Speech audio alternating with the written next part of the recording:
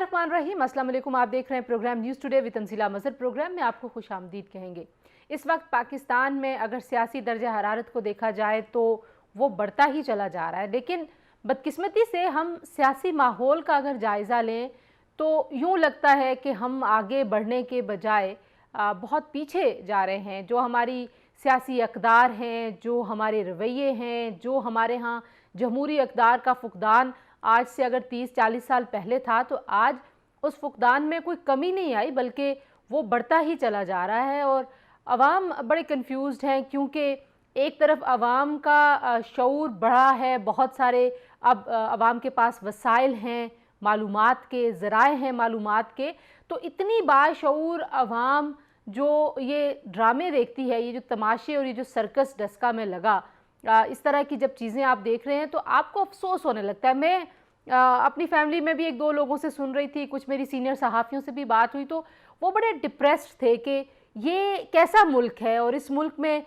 इतने धड़ल्ले से किसी का वोट चोरी करना, चाहे वो किसी भी जमात ने किया हो, किसी को उसकी राय का हक ना देना, चाहे वो कोई भी जमात या कोई भी ताकतवर तबका कर रहा हो, तो आखिर ये हम इस मुल्क को आगे क्यों नहीं ले जा सकते? ये वो सवाल है जो हमारे सियासी अकाबरीन को बैठ के इस पे बात करनी चाहिए और सोचना चाहिए।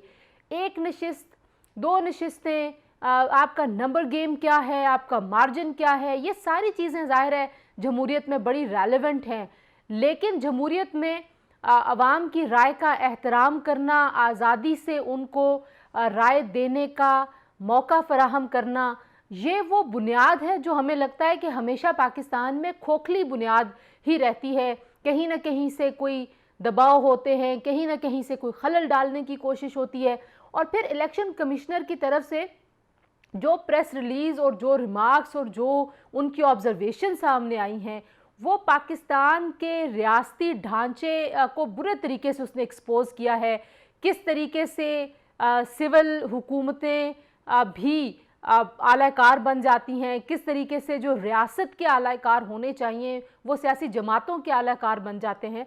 तो ये जो सारा मामला है, यहाँ पे कोई उम्मीद की अगर कोई किरण है तो मुझे लगता है कि वो ये प्रेस रिलीज़ ही है कि जिसमें एटलीस्ट उन लोगों को कॉल आउट किया गया है जिनके बारे में पहले कुछ ज़्यादा बातचीत नहीं होती थी और ना मालूम नहीं कहा गया, बल्कि नाम लेके बताया गया है कि आईजी साहब थे, चीफ सेक्रेटरी साहब थे, डिप्टी कमिश्नर थे और किसी ने हमें रिस्पांस नहीं किया। तो हमारे यहाँ ये जो हमारी रियासत को चलाने वाला एक ढांचा है, पूरा इंतज़ामी ढांचा, वो आइन और कानून को क्या समझता है, क्या नहीं समझता, और इंतखाबात के निज़ाम को रिफॉर्म करने के साथ साथ सियासी माहौल को कैसे बेहतर किया जाए, ये वो सवाल है जो आज के प्रोग्राम में हम डिस्कस करेंगे। और ज़ाहिर है जब जमहूरियत पसंदी की बात आती है, बहुत सारे ऐसे इदारे हैं, बहुत सारी ऐसी शख्सियात हैं पाकिस्तान में जिन्होंने बड़ी तवील जद्दोजहद की है, और वो इस तरह की चीज़ें देखते हैं। हम खुद सहाफ़त में कमोबेश 18 साल मुझे भी हो गए, और सियासत के तालिब इल्म की हैसियत से मैं भी जब ये चीज़ें देखती हूँ तो मुझे बड़ा अफसोस होता है कि हम जो 2002 में जो चीज़ें देख रहे थे या 80 और 90 की सियासत की जो झलकियाँ देखते थे, आज भी अगर हम वही देख रहे हैं तो फिर आखिर गलती हुई कहाँ पे है। अहमद बिलाल महबूब साहब हमें ज्वाइन कर रहे हैं, सरबराह हैं पिलदाज के, किसी तारुफ के मोहताज नहीं है। बिलाल साहब बहुत शुक्रिया ज्वाइन इन करने के लिए। जैगम खान साहब हमारे साथ मौजूद हैं, सीनियर सहाफ़ी हैं, तजियाकार हैं। जैगम साहब आपकी भी बहुत मशकूर हूँ। और रज़ा रूमी साहब हमें ज्वाइन कर रहे हैं जी, सीनियर सहाफ़ी, रिनाउंड जर्नलिस्ट हैं, किसी तारुफ के मोहताज नहीं। रज़ा आपको भी खुश आमदीद कहूँगी। अहमद बिलाल महबूब साहब, सबसे पहले तो ये जो चीफ़ इलेक्शन कमिश्नर की तरफ से जो ऑब्जर्वेशंस और चीज़ें सामने आई हैं, बहुत सारे लोग कह रहे हैं कि ये बड़ा अनप्रेसिडेंटेड है कि इस तरीके से आप कॉल आउट करें कि कैसे सिस्टम आपके साथ कोऑपरेट नहीं करता। तो माजी में भी ज़ाहिर है इसी तरीके से जो हुकूमतें हैं या जो आलाकार होते हैं रियासत को चलाने की, जिनकी ज़िम्मेदारी है, वो रियासती चीज़ों के रास्ते में रुकावट भी बन जाते हैं। तो आप इस सारे मामले को कैसे देखते हैं, और इसमें कोई खैर का पहलू भी है या हमें अफसोस ही करना है बैठ के? नहीं, अफसोस करने के बहुत से पहलू हैं, लेकिन जिस पहलू की तरफ आपने भी इशारा किया है, ये मैं समझता हूँ कि एक रिडीमिंग फीचर है इस सारी खराबी और इन अफसोसनाक वाक़यात के अंदर से। जो हौसला अफजा पहलू है वो इलेक्शन कमीशन का वो कैंडोर है, जो बेतकल्लफी से उन्होंने जो बात की है और खुल के बात की है, वो मैं समझता हूँ कि बहुत हौसला अफजा पहलू है और ये अहम है, इसलिए कि इलेक्शन कराने की जिम्मेदारी इलेक्शन कमीशन की है। और अगर इलेक्शन कमीशन सच बोले और खुल के बोले तो फिर निज़ाम की इस्लाह मुमकिन है। अगर इलेक्शन कमीशन चीज़ों को छुपाए और चीज़ों के बारे में बिल्कुल ऐसी राय इख्तियार करे कि जिससे वो लगे कि कंप्रोमाइज़ हो रहा है, तो वो फिर बिल्कुल टोटल मायूसी और टोटल अंधेरे की निशानदेही करता है। सही। तो मैं समझता हूँ कि इलेक्शन कमीशन का जो प्रेस रिलीज़ है, ये बार-बार पढ़ा जाना चाहिए, पढ़ाया जाना चाहिए, मीडिया को इसको बार-बार सामने लाना चाहिए ताकि ये नज़र आए। क्योंकि देखिए सियासी जमातें अगर इल्ज़ाम लगाती हैं किसी इलेक्शन के नतीजे के ऊपर या इलेक्शन के अमल के ऊपर, तो वो तो एक आम बात है, उसको आप मार्जिन ऑफ ये समझिए कि शक का फ़ायदा देके कह सकते हैं कि इसने तो इल्ज़ाम लगाना ही था पार्टी ने। लेकिन ये एक सियासी पार्टी का इल्ज़ाम नहीं है, ये तो एक न्यूट्रल अंपायर का इल्ज़ाम है। उसने उँगली खड़ी करके हकीकतन ये है कि एक खिलाड़ी को बोल्ड करार दे दिया है। सही। अब उस मैं समझता हूँ ये इतनी अहम बात है कि इसको किसी भी मुहज़्ज़म माशरे में बहुत सीरियसली लिया जाना चाहिए और इसके ऊपर एक्शन होना चाहिए। ये ठीक है। बात सिर्फ यहाँ पे रुकनी नहीं चाहिए। मेरे ख्याल में चीफ सेक्रेटरी साहब को, आईजी साहब को, अगर मेरा बस चले और मेरी राय पूछी जाए तो इनको फ़ौरन ट्रांसफ़र होना चाहिए यहाँ से, बल्कि इनको लाइन हाज़िर होना चाहिए, सस्पेंड होना चाहिए कि ठीक हाउ हो गया। डेयर, जिस तरह दस्तूर के अंदर ये लिखा हुआ है कि तमाम रियासती इदारे इस बात के पाबंद हैं कि वो इलेक्शन कमीशन की मदद करेंगे और इसमें ये लोग इस तरह का रवैया इख्तियार करें, इंस्पेक्टर जनरल पुलिस और चीफ सेक्रेटरी, मेरे ख्याल में इनको फ़ौरन रिमूव होना चाहिए, सस्पेंड होना चाहिए, तादीबी कार्रवाई होनी चाहिए और अगर ये ना हो तो सुप्रीम कोर्ट को इसका नोटिस लेके ये इंश्योर करना चाहिए। ठीक हो अगर ये गया। एग्जाम्पल नहीं सेट करेंगे तो आइंदा आने वाले दिनों में जब पूरे मुल्क के इलेक्शन कभी हो रहे होंगे तो फिर लोग अपनी अपनी मर्जी करेंगे और फिर इससे बदतरीन वाकयात हो सकते हैं। बिलाल साहब की आपने बात सुनी है और वो कह रहे हैं कि जब तक कोई प्रेसिडेंट सेट नहीं करते तब तक ये मामला जो है ये ख़राब होता रहेगा और कोई बड़ा वाकया भी हो सकता है। तो रज़ा, पहले मैं आपसे पूछ लेती हूँ कि हम देख रहे हैं कि किस तरीके से रियासती मशीनरी जो है उसने ताउन नहीं किया इलेक्शन कमीशन के साथ, जो उनकी आईनी जिम्मेदारी है, और वो आइन के हिसाब से बिल्कुल बाउंड है कि वो फेयर एंड ट्रांसपेरेंट इलेक्शन भी कराएं और माहौल भी वहाँ पे अमन व अमान का रखा जाए। लेकिन हर तरफ हमें नाकामी की सूरत हाल नजर आई। आपको कोई वे फॉरवर्ड इस सारी सूरत हाल में लगता है, या हम सियासी माहौल को बहुत ही खराब होता हुआ देख रहे हैं और बदकिस्मती से ये डिक्लाइन रुक नहीं रहा कहीं पे भी? जी, आपने बिल्कुल सही कहा तंजीला कि बदकिस्मती से ये माहौल ना सिर्फ कशीदा हो गया है बल्कि इस कशीदगी में कहीं ज्यादा इजाफा हो गया है। और अगर अभी बर वक्त कोई इकदाम ना लिए, इमरान खान साहब ने खुद पर्सनली इंटरवीन करके अगर उन्होंने ताकीद ना की पंजाब हुकूमत को और फेडरल गवर्नमेंट को कि वो इस तरह की इलेक्शन में इंटरफेरेंस को बंद ना करें, तो फिर मामला तो और ख़राब होंगे। और ये जो आपने जिक्र किया इलेक्शन कमीशन का, देखिए बात यह है कि इलेक्शन कमीशन जो है उसकी हैसियत बिल्कुल आज़ाद है। हमारा जो आइन है वो बड़ा क्लियर है इस मामले में कि ना तो वो एग्जीक्यूटिव के ताबे है, ना ही वो अदलिया के ताबे है। उसकी बिल्कुल आज़ादाना हैसियत है और हर इदारे का ये फ़र्ज है कि उनके साथ कोऑपरेट भी करे। और उनकी बहुत एक बड़ा क्राइसिस जो है ये डेवलप हुआ है। डस्का का जो इंतखाब है ये तो है तो एक हल्का, सही। लेकिन उससे ये साफ जाहिर हो गया है कि किस तरह से यहाँ पर इलेक्शन में मैनिपुलेशन और धांधली की कोशिशें जो हैं वो कैसे की जाती हैं। और मैं ये समझता हूँ कि इस पे इमरान खान साहब को खुद पर्सनली एक्शन लेना चाहिए और अपने जो दावे और वादे हैं उनको पूरा करके दिखाना चाहिए। सिर्फ बातों से काम नहीं चलता। लेकिन वो हुकूमत में होते हुए उनके लोग नून लीग पे ब्लेम कर रहे हैं कि उन्होंने दबाव डाला हुआ था, उन्होंने आरओ को दबाव में रखा, उनकी वजह से नतीजे रुके, उन्होंने चोरियां की, उन्होंने गुंडागर्दी की। देखिए बात यह है कि ये जो मामला हुआ प्रिजाइडिंग अफसरों को गायब करने का धुंध की वजह से जो नहीं वापस आए वक्त पर, तो बात यह कि क्या मुस्लिम लीग नून जो है वो अपोजिशन में होते हुए इतना बड़ा ऑपरेशन कर सकती है? ये बात तो जिसे अंग्रेजी में कहता है it insults the intelligence of anyone. ये बिल्कुल इसमें रियासती, हमारे यहाँ देखिए एक ट्रेडिशन भी रही है, पुलिस हो चाहे ज़िला इंतजामिया हो, दीगर स्पेशल ब्रांच, इस तरह के इदारे, ये सब इलेक्शन के अंदर सरगर्म अमल होते हैं जो हुकूमत वक्त के बिहाफ के ऊपर। सही। और यहाँ भी ऐसा ही कोई नया ट्रेंड नहीं है, ये पुरानी घिसी पिटी फिल्म है। लेकिन इस बार जो फर्क है, तंजीला के लोग इसको एक्सेप्ट करने को तैयार नहीं है। पहले माजी में लोग चुप करके चुप साध के बैठ जाते थे, अब वो तैयार नहीं है। अब उनमें जो गुस्सा है और ये इसके खिलाफ जो बात हो रही है, ये एक नई डेवलपमेंट है और मैं समझता हूँ कि ये जमहूरियत के लिए अच्छा शगुन है। ठीक है, आप कह रहे हैं जमहूरियत के लिए अच्छा शगुन है। ज़ैगुम साहब, रज़ा की बात में ऐड करते हुए, इलेक्शन कमीशन की तरफ से जो प्रेस रिलीज़ है, मुझे लगता है उसने बहुत सारी चीज़ों को वैलिडेट किया है। वो जो पहले हम नामालूम अफराद कह के या ज़राए के ज़रिए को बात करते थे, इलेक्शन कमीशन ज़ाहिर है अपने लोगों से रब्ते की कोशिश कर रहा था। अपनी हायरार्की में उन्होंने काफ़ी तगोदो की और फिर उन्होंने बेबसी में कम से कम ये अच्छा काम किया कि उन्होंने वो सारी बातें सामने ला दी। जैसे बिलाल साहब कह रहे थे, वो चुप नहीं रहे, बल्कि उन्होंने वो सारी बातें अवाम के सामने रखी हैं। तो अब आप एक्सपेक्ट क्या करते हैं? रज़ा कह रहे हैं इमरान खान साहब को पर्सनली इसमें, क्योंकि सबसे जो ज़्यादा इस नैरेटिव को धक्का देने वाले वो इमरान साहब ही हैं कि धांधली नहीं होनी चाहिए, इलेक्टोरल रिफॉर्म्स होनी चाहिए, हम ये नहीं करेंगे, हम वो नहीं करेंगे। तो क्या आप उनसे उम्मीद रखते हैं? देखिए, मैं नैरेटिव से बात शुरू करता हूं। नैरेटिव की टर्म में इमरान खान साहब के पास और पीटीआई के पास एक चॉइस थी। एक उनका अपना नैरेटिव है और वो उनका नैरेटिव ये है कि उनके अलावा, पीटीआई के अलावा तमाम पार्टियां चोर हैं, इमरान खान के अलावा तमाम लीडर चोर हैं और उनको अवाम मुकम्मल तौर पर मुस्तरद कर चुके हैं, मुकम्मल तौर पर मुस्तरद कर चुके हैं। उनका ना कोई हाल है और ना कोई मुस्तकबिल है। ये उनका नैरेटिव है। दूसरी तरफ पीडीएम का नैरेटिव था कि ये हुकूमत एक रिग्ड इलेक्शन के नतीजे में वजूद में आई है, इसकी कोई लेजिटिमेसी नहीं है, क्योंकि जिस इंतखाब के जरिए से ये हुकूमत में आई है उसकी कोई लेजिटिमेसी नहीं है। ठीक है। और ये हुकूमत रिगिंग की पैदावार है और रिग करती है सिस्टम को।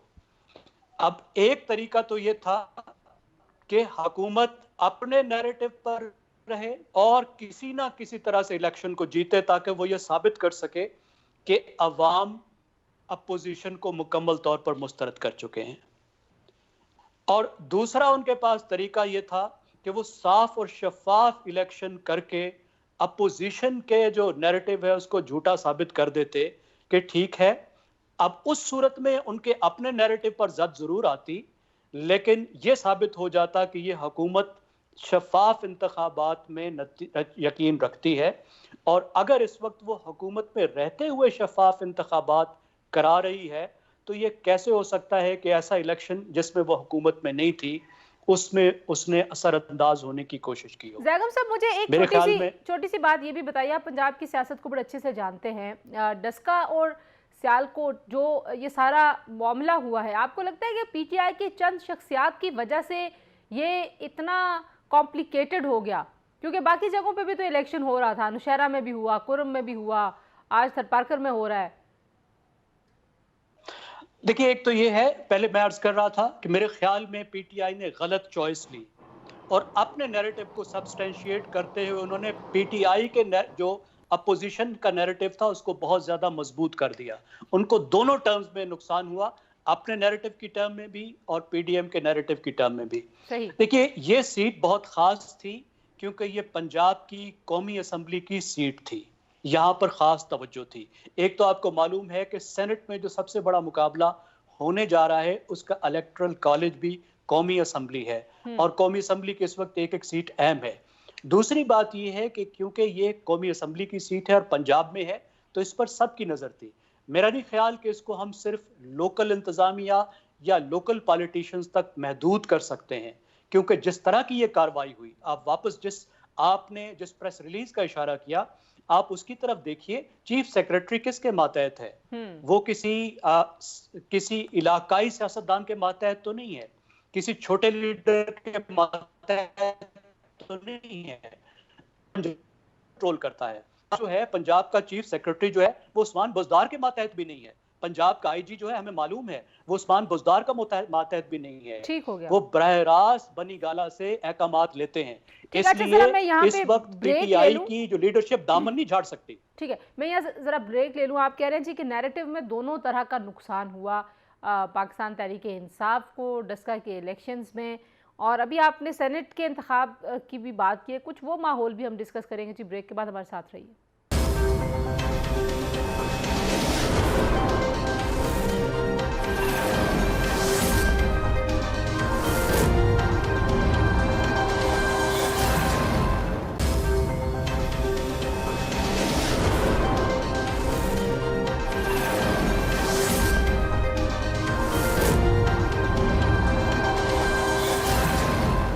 जी, प्रोग्राम में एक बार फिर आपको खुशामदीद कहते हैं। अहमद बिलाल साहब, जो माहौल हमें इंतखाबात में नज़र आता है पाकिस्तान में, कभी तरक्याती फंड्स जो हैं वो एक असर व रसूख के तौर पे इस्तेमाल हो रहे हैं, कभी वादे वईद हो रहे हैं। आज हमने देखा कि पीटीआई जो है वो एमक्यूएम और जीडीए से मिल रही है, इत्तेहाद हो रहे हैं, इत्तेहाद टूट रहे हैं, जोड़ तोड़। और उस जोड़ तोड़ में जो सबसे ज़्यादा चीज़ अपेरेंटली कंप्रोमाइज़ होती हुई नज़र आती है वो अवामी नुमाइंदों की वो कमिटमेंट है जो उन्होंने अवामी मसाइल के हल के लिए की होती है जब वो सियासत में आते हैं। तो आपको लगता है कि ये अक्रॉस द ग्लोब ऐसा है, साउथ एशिया में ऐसा है, या हम कोई यूनिक एग्जाम्पल हैं कि अभी तक हमारा सियासी कल्चर बेहतरी की तरफ गया नहीं, हम अभी भी वो प्रोडक्टिव एक जो कल्चर होना चाहिए वो हम ला नहीं सके पाकिस्तान में? ये बात ठीक है, लेकिन इलेक्शन के ज़मन में जब भी हम बात करेंगे तो उसकी जो कहते हैं ना मास्टर की या शाह कलीद, वो इलेक्शन कमीशन के पास होती है। इलेक्शन कमीशन जिस तरह का हमने बना दिया है, यानी कानून के अंदर उसके इख्तियारात रख दिए हैं, जिस तरह के हमने उसको इंडिपेंडेंस और ऑटोनॉमी दे दी है, और जिस तरह की अब उसकी क़यादत जो है इलेक्शन कमिश्नर और चीफ इलेक्शन कमिश्नर एक बाईपार्टिजान प्रोसेस के ज़रिए से आते हैं, तो अब ये इलेक्शन कमीशन अगर ये चाहे तो ये तमाम खराबियां जो उठती रहती हैं, मुख्तलिफ हुकूमतें कोशिश करती हैं, उनको काबू कर सकती है। और मुझे अब पहली बार काफ़ी अरसे के बाद ये एहसास हुआ है, 3 कंसेक्टिव चीज़ें हुई हैं, और मैं चाहता हूँ कि अवाम अब इलेक्शन कमीशन की हिफाजत के लिए खड़ी हो। मुझे डर यह है कि इलेक्शन कमीशन को कहीं पनिश करने का बंदोबस्त ना हो। देखिए, उन्होंने सुप्रीम कोर्ट के सामने एक अपना मौक़िफ़ लिया और उसके ऊपर खड़े रहे। माजी में हमने देखा कि इलेक्शन कमिश्नर हमेशा जब कभी अदालत बरहम होती थी तो इलेक्शन कमिश्नर बिल्कुल लेट जाता था। जी ऐसे ही। दूसरी बात यह है कि इलेक्शन कमीशन ने ये अभी जो हालिया इलेक्शन है इसके अंदर जो रिलीज़ किया है, प्रेस रिलीज़ है, वो भी उनकी एक जुर्रत को जाहिर करता है। और तीसरी बात यह है कि उन्होंने अभी प्रोडक्शन ऑर्डर जारी किए हैं एमएनएस के, जो कि सेनेट के इलेक्शन के लिए ये भी अनप्रेसिडेंटेड है। ये काम होता है स्पीकर साहब का, स्पीकर साहब ने नहीं किया, इलेक्शन कमीशन ने प्रोडक्शन ऑर्डर जारी किए कि जो लोग इस वक्त कैद में हैं उनको उस वक्त लाके उनसे वोट दिलवाए जाएं। तो मैं समझता हूं कि ये बड़ी हौसला अफजा बात है। ये जो आपके डेवलपमेंट के एक्सपेंसेस वगैरह हैं, ये हुकूमतें कोशिश करती हैं इनके ज़रिए से इंतखाबात के ऊपर असरअंदाज होने की, और इलेक्शन कमीशन अगर चाहे तो उनको इनसे रोक सकता है और उनको इन चीज़ों से मना कर सकता है। जैसा कि हमने देखा है कि हमारे हमसाए में हिंदुस्तान के इलेक्शन कमीशन ने बार बार ये किया है, ताकतवर तरीन वज़ीर आज़म भी उसके आगे झुकने पे मजबूर हो जाता है। तो हमारा इलेक्शन कमीशन भी ये कर सकता है, उसके पास इख्तियारात हैं, कानून है, उसके पास रूल्स हैं, उसके पास वसाइल हैं। उसको अब ये काम रोकना चाहिए और तारीख को बदलना चाहिए। तारीख कैसे बदल सकते हैं रज़ा रूमी साहब? इलेक्शन कमीशन जाहिर है अहमद बिलाल साहब को लग रहा है कि कहीं उनको पनिश करने की कोई ना हो कोई प्लान, क्योंकि जो प्रेस रिलीज़ है उसने बहुत ज़्यादा एक भोंडे तरीके से जो कोशिश की जा रही थी कवर अप करने की, उसको एक्सपोज कर दिया।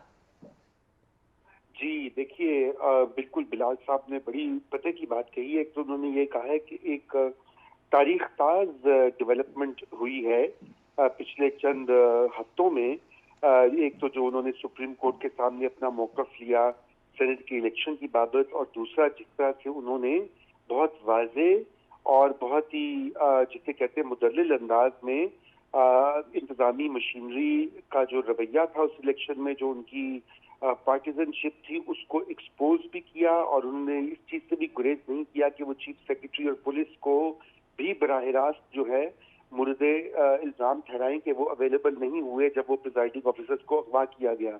तो ये एक नई डेवलपमेंट है।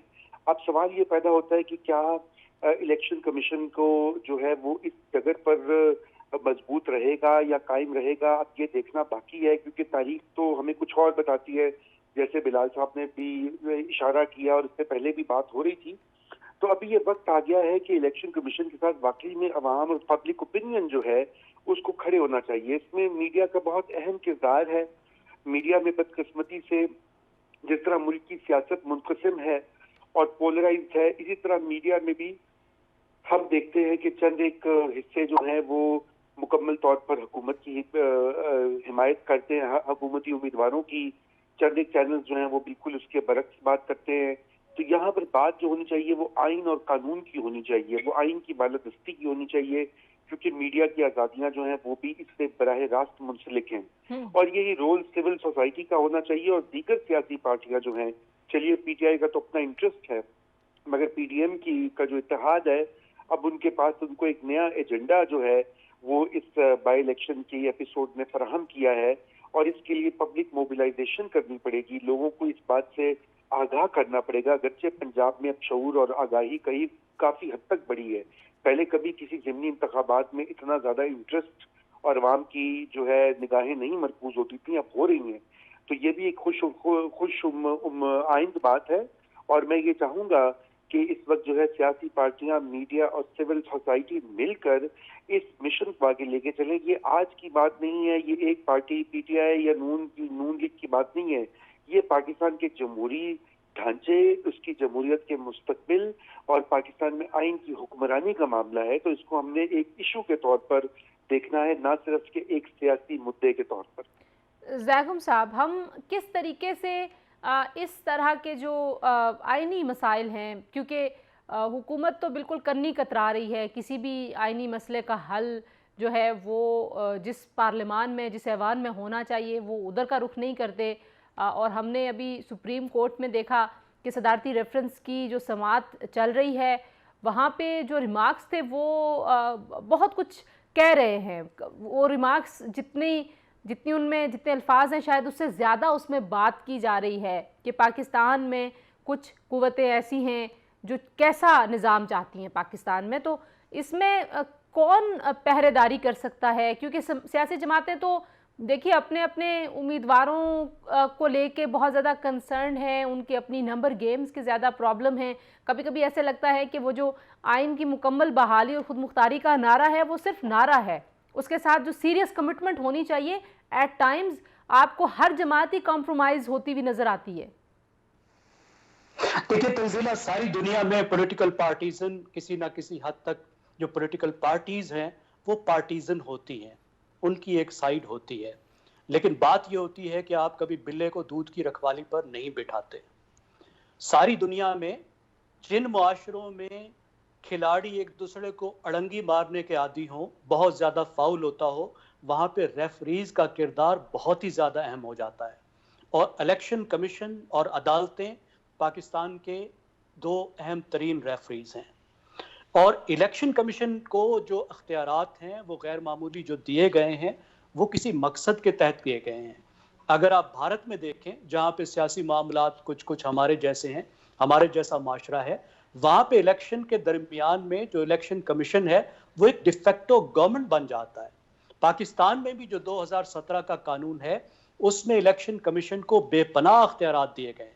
अब ये उनकी जिम्मेदारी है कि अपने अख्तियारात को असर्ट करें, क्योंकि आइन दो तरह की जिम्मेदारी है। पाकिस्तान में जो इलेक्शन का चैप्टर है हमारे आइन में, वो एक तरफ तो इलेक्शन कमीशन को ये रिस्पॉन्सिबिलिटी देता है कि वो आज़ादाना मुनसिफाना इलेक्शन को यकीनी बनाए, तो साथ ही वो एग्जेक्टिव पर पाबंदी लगाता है कि वो इलेक्शन के मामले पर वो इलेक्शन कमीशन के ताबेदार हों, उनकी बात माने, उनको फॉलो करें।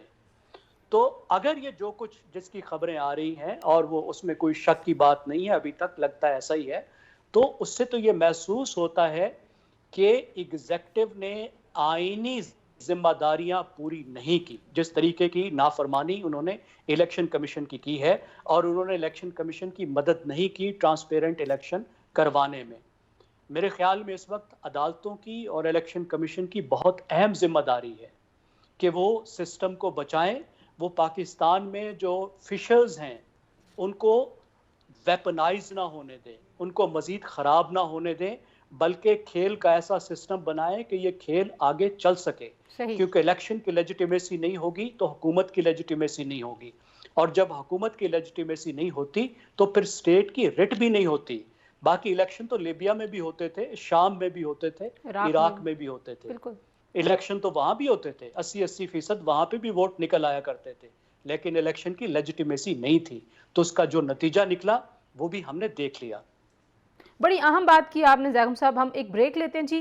किस तरीके से इदारे अपनी आईनी जिम्मेदारियों के साथ अपनी कमिटमेंट को प्रूव कर सकते हैं, क्योंकि हमने पाकिस्तान में ये कल्चर भी एक आम हुआ कि किसी इदारे ने सियासी निज़ाम को डिस्क्रेडिट कर दिया, किसी इदारे ने अदालती निज़ाम को डिस्क्रेडिट कर दिया, किसी ने इलेक्शन के प्रोसेस पूरे को डिस्क्रेडिट। तो ये जो डिस्क्रेडिटिंग है, इसने कितना इन्हितात का ये सबब बना है पाकिस्तान के इस पूरे हमारा जो जमहूरी और सियासी ढांचा है। कुछ इस पे भी बात करेंगे। ब्रेक ले रहे हैं जी, हमारे साथ रहिए।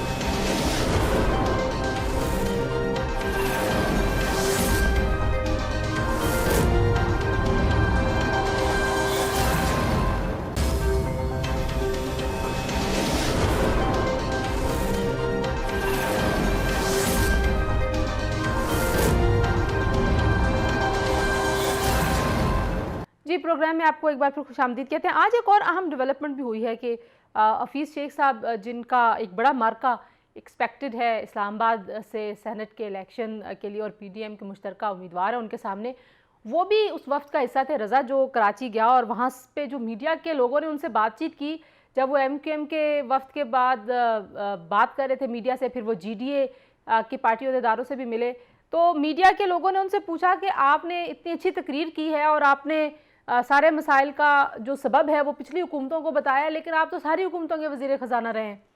तो एक तो ये भी बताएं कि ये जो सारा अब सिलसिला है सेनेट इलेक्शंस का, आप इसको किस करवट बैठते हुए देखते हैं? अभी हम सब की निगाहें ज़ाहिर है सदारती रेफरेंस का जो फैसला आना है उसकी तरफ है और वही तय करेगा, लेकिन फिर भी सियासी जोड़ तोड़ बड़े अरूज पे है। जी, सबसे पहले तो तकरीर का जो आपने जिक्र किया, देखिए हफीज शेख साहब जो है पहले तो एक टेक्नोक्रेट हुआ करते थे, लेकिन अब वो पक्के सियासी खिलाड़ी बन चुके हैं। जैसे पाकिस्तान के इलेक्टेबल्स जो है ना, पार्टियां बदल के हर हुकूमत में शामिल होते हैं, इसी तरह ये इलेक्टेबल तो खैर नहीं है, मगर इनके पीछे जो कुव्वतें हैं जो इनको अपॉइंट करवाती हैं, वो इनको हर हुकूमत में फिट कर देती हैं, क्योंकि वो उनका एक रिश्ता है इनके साथ एतबार का। और दूसरा, चूंकि वो आलमी मालियाती इदारों में रह चुके हैं, लोगों का ये ख्याल है कि कर्जा वर्जा लेने में आसानी होगी और वो IMF जो है वो अपने बंदे को देखकर ज्यादा एतबार करेगा। तो पहली तो ये बात है कि ये इस तरह से अब वो बिल्कुल गैर सियासी नहीं रहे, अब वो बिल्कुल सियासी हैं। और जो उन्होंने तकरीर भी की वो उन्होंने इसी सियासी रंग में की, क्योंकि ये खान साहब का नैरेटिव है। खान साहब के मुताबिक पाकिस्तान की हर हुकूमत जो पिछली है वो बुरी रही है और हर सियासतदान और हुक्मरान बुरा रहा है, सिवाय अयूब खान, और उनके दो ही लोगों की वो तारीफ करते हैं, एक अपनी और एक अयूब खान की। तो उसके अलावा तो आपने कभी नहीं सुना होगा उनके मुंह से किसी और का जिक्र खैर। तो ये हफीज शेख साहब ने बिल्कुल उसी बयानिए को जो है वो रिपीट किया है, और मैं समझता हूँ कि उनको खुद भी सोचना चाहिए। वो बड़े काबिल आदमी हैं, ज़हीन आदमी हैं, और वो जब ऐसी बातें करेंगे तो उनका क्या ख्याल है कि पाकिस्तान के जो 22 करोड़ अवाम हैं, वो जैसे खबीब जालिब ने कहा था कि वो इनको जाहिल ना समझे, जौहर की निचोड़ नहीं है, वो बाशऊर लोग हैं, और उसकी अक्सरियत जो है वो समझती है पाकिस्तान की तारीख को भी, और पाकिस्तान में जो ये इस तरह की सियासी और इंतजामी कलाबाजियां होती हैं। तो ये वक्त आ गया कि इस बयानिए को तर्क कर दें, और ये हफीज शेख साहब और इमरान वो खान साहब को भी कुछ समझाएं कि ये इस तरह बात नहीं बनेगी। इस वक्त हफीज शेख साहब जो हैं वो जिम्मेदार हैं इकोनॉमिक मैनेजमेंट के। जो माशी मसले हैं, खान साहब को तो लोग कहते हैं, उसके ये भी बराबर के हिस्सेदार हैं। ठीक है रजा, आप कह रहे हैं कि अब वो सियासी खिलाड़ी बन चुके हैं। अहमद बिलाल महबूब साहब, सेनेट के इलेक्शन का मामला आपको किस तरफ जाता हुआ दिखाई देता है? एक ऐवान बाला है और उस ऐवान बाला में बैठे हुए लोगों की क्रेडिबिलिटी के ऊपर अब बड़े सीरियस क्वेश्चंस हैं, क्योंकि मुल्क के जो वज़ीर आज़म हैं वो कहते हैं कि 70 करोड़ 60 करोड़ की बोलियां लग रही हैं। और ज़ाहिर है वो पहली बार नहीं कह रहे, माजी में भी बहुत सारे लोग जो हैं वो रेट्स बताते रहे हैं कि किस तरीके से कितने पैसे दे के लोग सेनेट में आते हैं। और इस तरह की जो मैं कह रही थी कि डिस्क्रेडिटिंग है हर एक शोबे की, सहाफ़त की डिस्क्रेडिबिलिटी आपने देख ली कि आप हर बात के ऊपर कहते हैं कि आप तो क्रेडिबल नहीं हैं, आप तो लिफाफा सहाफ़ी हैं। इसी तरीके से सिविल सोसाइटी को आप कहते हैं आप फॉरेन एजेंट हैं, आप सियासतदानों को कहते हैं आप करप्ट और चोर है। आप इसने सब इदारों को, आपको लगता है कि ये डिस्क्रेडिट करने का जो सारा कल्चर था इसने कमज़ोर किया हमारे मुल्क के निज़ाम को? यकीनन देखिए, ये हम बाज़-औक़ात वक्ती फ़ायदे के लिए ये कुछ बातें कह देते हैं और ये रियलाइज़ नहीं करते कि ये किस तरह से हमारे पूरे जमहूरी निज़ाम को रिफ्लेक्ट करती हैं और फिर हमारे बैनुल-अक़वामी तौर पे हमारे मुल्क पर रिफ्लेक्ट करती हैं। जहाँ दुनिया में ये बात सुनी जाएगी कि हमारे तो सेनेटर ऐसे हैं और वो इस तरह से हॉर्स ट्रेडिंग होती है, इस तरह से उनकी मंडी लगती है, तो वो पाकिस्तान के बारे में, पाकिस्तान के जमहूरी निज़ाम के बारे में क्या राय कायम करेंगे। और ये सब बातें जो हैं, और फिर ये सिर्फ सेनेटर तक महदूद नहीं है। देखिए, जब आप ये बात कहते हैं कि सेनेटर्स ये पैसे दे के आते हैं, तो दरहकीकत आप तमाम असम्बलियों के मेंबर्स को भी ये बात कह रहे होते हैं जो ये पैसे रिश्वत के लेते हैं। देखिए, ये सेनेटर्स तो आफ्टर ऑल पैसे किसी को देते हैं ना, तो वो पैसे जिसको देते हैं वो तो सूबाई असम्बली के मेंबर हैं या कौमी असम्बली के मेंबर हैं। इसका मतलब है कि पूरी की पूरी पार्लियामेंट ही करप्ट हुई, और अगर पूरी पार्लियामेंट करप्ट है तो पार्लियामेंट के इलेक्टेड जो लोग हैं उनके ऊपर भी ये रिफ्लेक्ट करता है। तो ये बड़ी ख़तरनाक बात है। ज़ैगुम साहब, बात मुड़ के फिर इलेक्शन कमीशन की मजबूती पे ही चली जाती है, लेकिन बिलाल साहब ने एक और बड़ी अहम बात की कि बैनुल-अक़वामी इदारे भी पाकिस्तान की सियासत को और सियासी ढंग को देख रहे हैं। और कल FATF का बड़ा अहम इजलास भी है और हमारे अटॉर्नी जनरल जब जाके पाकिस्तान के कहेंगे सुप्रीम कोर्ट में कि हुंडी से इतने पैसे आ रहे हैं और बैग्स भरे हुए हैं और इस तरह की गुफ्तगू होगी, तो आप बताइए कि कैसे जो सियासी पूरा माहौल क्रिएट किया गया है ये पाकिस्तान की बदनामी का बायस भी तो बन रहा है। और हमारे सियासतदान बिलाल साहब कह रहे हैं कि जो शॉर्ट टर्म आपका कोई मफाद है आप उसकी तरफ ज़्यादा तवज्जो देते हैं और आप बड़ी पिक्चर में नहीं देखते। जैसे हमने देखा कि हमने कह दिया हमारे सारे पायलट जो हैं वो जाली लाइसेंस लेके बैठे हुए हैं, तो हमने क्या हाल कर दिया अपने कौमी इदारे का। मैं बिलाल साहब से बिल्कुल इत्तेफाक करता हूं। ये जो स्ट्रेटजी है कि एक आदमी को ईमानदार साबित करने के लिए पूरी बस्ती को चोर साबित किया जाए और उस बस्ती में उस ईमानदार के घर वालों को भी चोर साबित किया जाए, मेरे ख्याल में एक अफसोसनाक स्ट्रेटजी है। मेरे सवालात जो हैं वो इससे ज़्यादा बड़े हैं। मेरा सवाल ये है कि खुद पार्टियां और खुद हुकूमती पार्टी ऐसे लोगों को सेनेट के टिकट क्यों दे रही है जिनके पास दौलत के अलावा कोई भी दूसरी सलाहियत नहीं है। अगर ये पार्टियां उन सेनेटर्स के जो उम्मीदवार सेनेटर हैं और कुछ बन भी चुके हैं उनसे माली फ़ायदा नहीं लेना चाहती तो फिर उनको टिकट क्यों दे रही हैं। और उन लोगों में और इन पार्टियों में क्या फ़र्क है जो पैसे की खातिर वोट देते हैं या पैसे की खातिर जो है वो टिकट देते हैं। पाकिस्तान की सियासत में जो दौलत का मसला है मेरी राय में एक संजीदा मसला है, बहुत संजीदा बन गया है। उसका अंदाज़ा आप पिछले 2 साल में जो शुगर सेक्टर ने पाकिस्तान की मईशत के साथ किया है, पाकिस्तान के गरीब आवाम के साथ किया है, आप उससे लगा सकते हैं। बहुत शुक्रिया ज़ैगुम साहब, अहमद बिलाल महबूब साहब, रज़ा रूमी साहब। गुफ्तगू आपने सुनी जी मेहमानों की। पाकिस्तान की सियासत में ज़ाहिर है पैसे की वजह से भी बहुत गड़बड़ है, लेकिन जो सबसे बड़ी गड़बड़ हमें नज़र आती है वो सियासी इक़्तिदार के फुक़दान की है। एक दूसरे के ऊपर इल्ज़ाम तराशियाँ हैं। डस्का में बदकिस्मती से 2 लोगों की जान भी चली गई। आज के लिए इतना जी, अपना ख्याल रखिए। खुदा हाफ़िज़।